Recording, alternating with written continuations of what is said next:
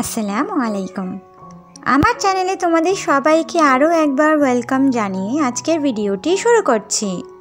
কাছে এবং দূরেই যেখান থেকেই আমার ভিডিওটি দেখছো, আশা করছি আল্লাহ তাআলার অশেষ রহমতে সবাই খুব ভালো আছো। আলহামদুলিল্লাহ, আমরাও অনেক ভালো আছি।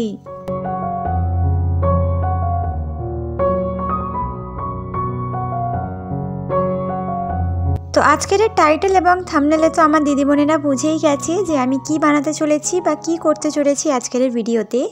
তো লাইফের প্রথমবার আমি ট্রাই করলাম, আর এই ফার্স্ট টাইম ট্রাই করাইতে এই যে জিনিসটা আমি করতে পারবো কখনোই ভাবিনি। শুধুমাত্র আমার দিদিবোনেদের ভিডিও দেখতাম আর ভাবতাম যে আদৌ কি তাদের মতো আমি এত সুন্দর কেক বানাতে পারবো কখনো। তো ভাবলাম করে দেখাই যাক, দেখাতে তো কোনো সমস্যা নেই। যদি ভালো হয় পরবর্তীতে আবারও করবো, আর যদি না হয় আর কোনো দিন ট্রাই করবো না। তো সত্যি কথা বলতে খুবই ভালো হয়েছিল, যেটা ভিডিও শেষে তোমরা বুঝতে পারবে। নেক্সট টাইম কিন্তু আমি অবশ্যই বানাবো। তো চলো কী কী লেগেছি আর কীভাবে বানিয়েছি একটু শেয়ার করি।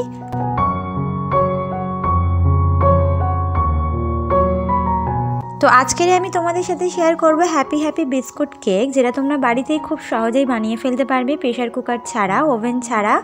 তো চলো আর বেশি দেরি না করে বলে দিই। তো সব থেকে প্রথমে এখানে 5টা আমি হ্যাপি বিস্কুট নিয়েছি। সেটা মানে 5 টাকা প্যাকেটের যে পাওয়া যায় দামে, সেই 5 টাকা দামের প্যাকেটের 5টা প্যাকেট আমি নিয়েছি। নিয়ে আমি এটাকে মিক্সিং জারের মধ্যে দিয়ে দিলাম। তো ভেঙে দিতে পারো, গোটাও দিতে পারো, কোনো সমস্যা নেই। তার মধ্যে আমি এখানে 2 থেকে 3 চামচের মতো চিনি দিলাম। তোমরা কিন্তু মিষ্টিটা তোমাদের বুঝে নেবে তোমরা কতটা খেতে চাইছো। তোমরা চাইলে বাড়িয়ে কমিয়েও নিতে পারো। তো এখানে 2 থেকে 3 চামচ আমি দিয়ে দিয়েছি চিনি। দিয়ে খুব ভালোভাবে এটাকে আমি ব্লেন্ড করে নেব।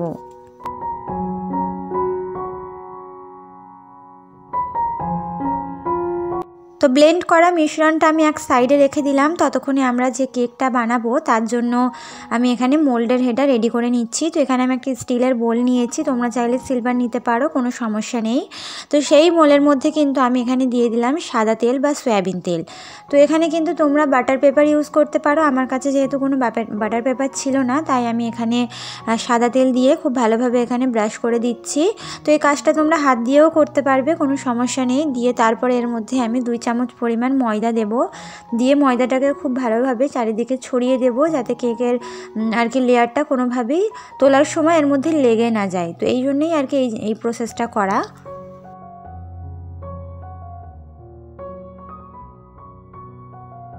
তো ভিডিওটা দেখতে দেখতে ভিডিওর কোনো অংশ যদি তোমাদের একটুও ভালো লেগে থাকে, তাহলে অবশ্যই একটা লাইক করে দেবে।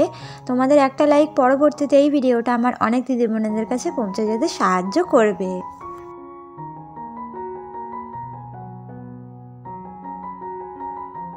তো আমরা চাইলে কোনো কিছুই কিন্তু কঠিন নয়, সেটা কিন্তু বারবারই প্রমাণ হয়ে যায়। যদি তুমি সেটা মন দিয়ে করো বা ভালোবেসে করো, তাহলে তুমি যে কাজটাই করতে যাচ্ছ না কেন অবশ্যই ভালো হবে। এটা কিন্তু তোমার মনে প্রথমে বিশ্বাস রাখতে হবে, ভরসা রাখতে হবে আল্লাহ পাকের ওপর, যে তিনি নিশ্চয়ই সেই জিনিসটা যদি ভালো করে থাকেন তার পিছনেও কোনো ভালো উদ্দেশ্য রয়েছে, যদি খারাপ করে থাকেন তার পিছনেও নিশ্চয়ই খারাপ উদ্দেশ্য রয়েছে। তো যাই হোক, অনেক কথা বলে ফেলেছি। এখানে একটা বোলের মধ্যে মানে আগে থেকে কেকের আর কি আমি ব্যাটার দেবার ওটা আমি বোলটা সাইড করে রাখলাম। আর এখানে আরেকটা বোল নিয়েছি, তার মধ্যে আমি ব্লেন্ড করে রাখা পাউডারটা দিয়ে দিচ্ছি, মানে বিস্কুটের যে পাউডারটা সেটা আমি সব থেকে প্রথমে ঢেলে দেবো বোলের মধ্যে। দিয়ে তারপর কিন্তু এর মধ্যে আমি অ্যাড করব দুধটা কিন্তু উষ্ণ গরম হতে হবে, মানে আঙুল চোবাতে পারবে ঠিক সেই পরিমাণ গরম হতে হবে, তবেই কিন্তু ভালো হবে। আর তারপরে কিন্তু এটাকে আমি একটা হ্যান্ড উইক্সের মাধ্যমে খুব ভালোভাবে ব্লেন্ড করে নেব। তো খুব ভালোভাবে দুধের সঙ্গে এটা মেশাতে হবে। আর আমি এখানে 1 কাপ পরিমাণ দুধ নিয়েছি। তো 1 কাপ পরিমাণ পুরোটা লাগবে না, কিছুটা পরিমাণে থেকে যাবে। হ্যাঁ, তো এখানে কিন্তু নির্ভর করছে তুমি কতটা পরিমাণে বিস্কুট ব্যবহার করছো তার উপরে। তো এটা কিন্তু কম বেশি হতেই পারে, তো তার জন্যই এখানে বলা। তো একই সমান যে লাগবে এর কোনো কথা নেই। তো যাই হোক, এখানে একটু একটু করে আমি দুধটা অ্যাড করতে থাকবো, আর এটাকে খুব ভালোভাবে মেশাতে থাকবো, যাতে এর মধ্যে কোনো রকমের কোনো নামস বা দলা পেকিয়ে না যায়। তো তারপর এর মধ্যে আমি দিয়ে দিলাম 2 চামচ পরিমাণ ময়দা।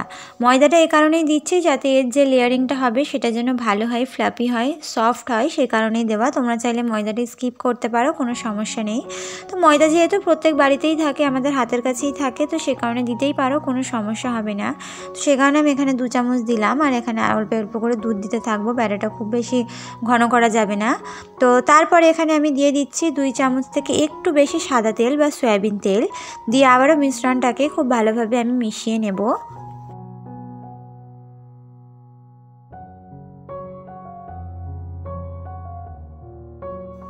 তো খুব ভালোভাবে 4 থেকে 5 মিনিটই বলবো, খুব ভালোভাবে এটাকে মিশিয়ে নিলাম যাতে কোনো রকম লাম্পস না থাকে। কনসিস্টেন্সিটা কেমন হয়েছে তোমরা দেখে নিশ্চয়ই বুঝতেই পারছো। তারপর এর মধ্যে আমি অ্যাড করে দেবো 1 প্যাকেট ইনো। তো আমি এখানে গ্রিন কালারের প্যাকেটটা নিয়েছি, পুদিনা ফ্লেভার। তো যে কোনো ফ্লেভার নিলেই হবে, কোনো সমস্যা হবে না। তো ইনোটাকে অ্যাক্টিভ করার জন্য আমি ওর ওপরে একটুখানি দুধ ছড়িয়ে দিলাম যাতে ইনোটা অ্যাক্টিভ হয়ে যায়। তারপর খুব ভালোভাবে আমি ইনোর সঙ্গে মিশ্রণটাকে মিশিয়ে নিচ্ছি। এটা কিন্তু খুব বেশিক্ষণ ধরে আর মেশানো যাবে না, জাস্ট 1 থেকে 2 মিনিটও হবে না। এটাকে একটু হালকা করে মিশিয়ে ছেড়ে দিতে হবে, এর বেশি মেশালে হবে না।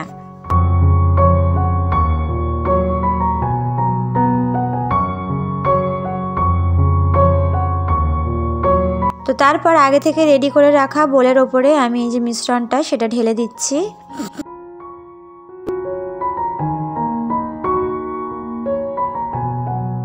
ভিডিওটা দেখতে দেখতে ভিডিওর কোনো অংশ যদি তোমাদের একটু ভালো লেগে যায় অবশ্যই একটা লাইক করতে ভুলবে না, কারণ তোমাদের একটা লাইক কিন্তু পরবর্তীতে এই ভিডিওটা আমার অনেক দিদি বোনেদের কাছে পৌঁছে যেতে সাহায্য করবে।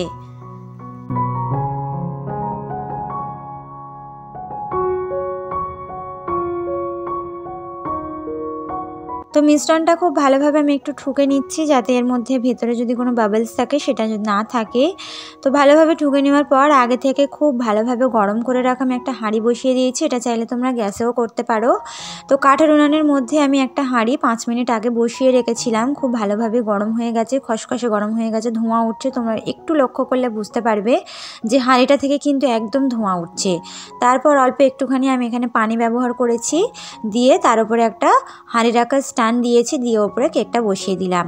তো দেওয়ার পর আর কিছু করার দরকার নেই, ঢাকা দিয়ে অপেক্ষা করবে। আর গ্যাসের ফ্লেমটা যদি তুমি গ্যাসে করো একদম লো রাখবে, দিয়ে কিন্তু আধ ঘন্টার মতো এটাকে আর কি রান্না করে নেবে। তো আমি যেহেতু কাঠের উনানে করেছি সেক্ষেত্রেও কিন্তু আমার 25 মিনিটের মতোই সময় লেগেছে। তো নিয়ে কিন্তু দেখো আমি এখানে একটা ছুরি ঢুকিয়ে দেখে নিলাম ভেতরে কাঁচা রয়ে গেছে কি না। তো এইভাবে তোমরা একটা টুথপিক দিয়ে দেখে নিতে পারো।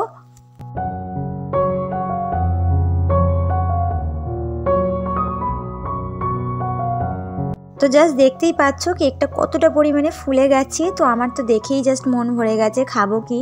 তো কথাই আছে খাবে কি ঝাঁঝে মরে যাবে, তো তাই হচ্ছে। তো খাবো কি, আমার যে ফুলেছে বা কেকটা হয়েছে এতেই কিন্তু আমার আনন্দে মন একেবারে জুড়িয়ে যাচ্ছে, খাবার তো অনেক দূরের কথা।